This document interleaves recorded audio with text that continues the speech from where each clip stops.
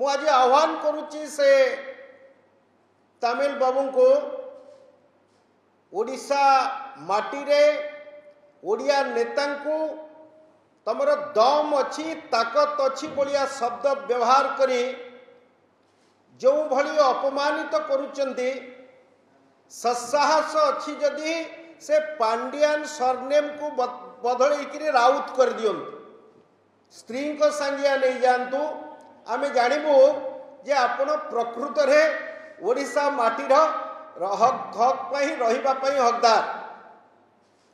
बंधुगण आपण जानिथिबे झियो बाहाले सासू घर को जाए पुओ बाहाले घर जुइया ही आसे बोली कहा जाए।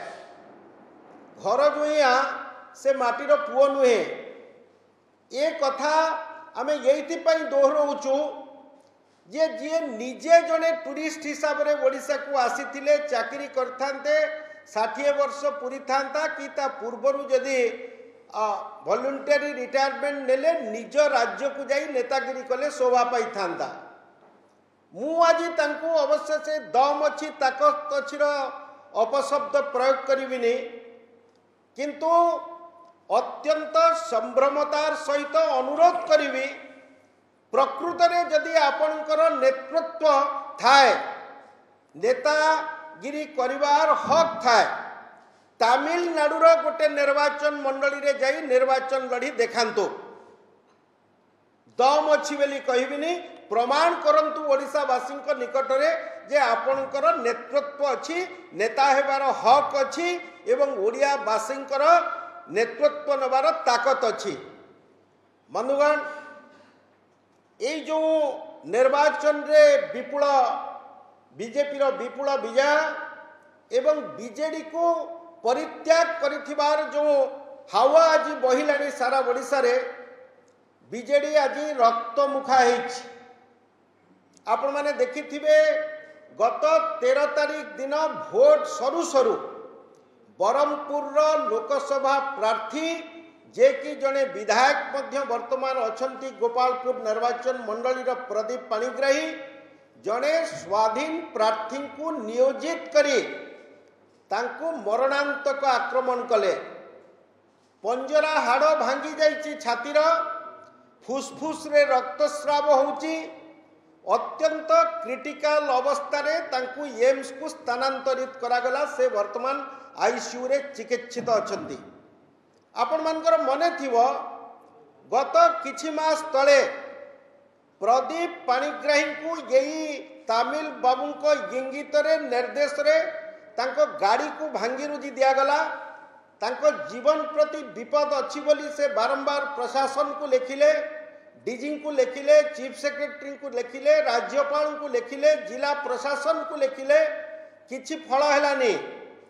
गंजाम जिले में 20 तारीख रे हेबाकु थिबा द्वितीय दफा निर्वाचन रे पाणिग्राही किभली भावे प्रचार करि परिबे नहीं तार सुपरिकल्पित षड्यंत्र हिसाब रे तांको उपरे मरणांतक आक्रमण करागला। गतकाली आपण देखिथिबे खलिकोट दिलीप पहानी बोली जड़े बीजेपी कार्यकर्ता को अत्यंत निर्मम भावे हत्या कले बीजेडी दलर कर्मी बीजेपी बंधु माने कर्मी माने खलिकोट थाना आगरे अपराधी को गिरफ्त करने दाबी करने बेले लाठीचार्ज कला पुलिस। आपण टीटलागढ़ विधायक प्रार्थी नवीन जैन प्रचार कार्य करुथिबा बेले तांको उपरे मध्य अति निर्मम भावे आक्रमण करा जायछि। कटक लोकसभा सांसद भर्तुहरी महताब सर्पेश्वर मंदिर पाखरे प्रचार पई गला बेले बीजेडी दलर गुंडा माने गंडगोल करी तांको आक्रमण पई उद्यत हेतिले।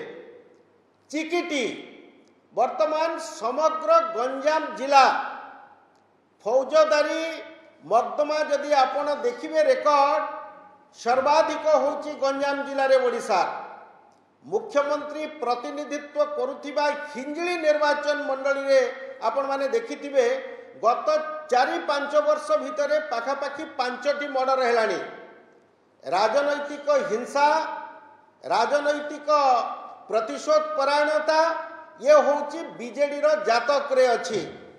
विगत 25 वर्ष भितरे ओडिशा रे जेते प्रकार अपराधिक चरा भूई बोली कहा जाउची गंजाम जिला को समस्त प्रकार अपराध को संगठित करुचंती जे बीजेडी दलर नेता एवं कर्मी माने।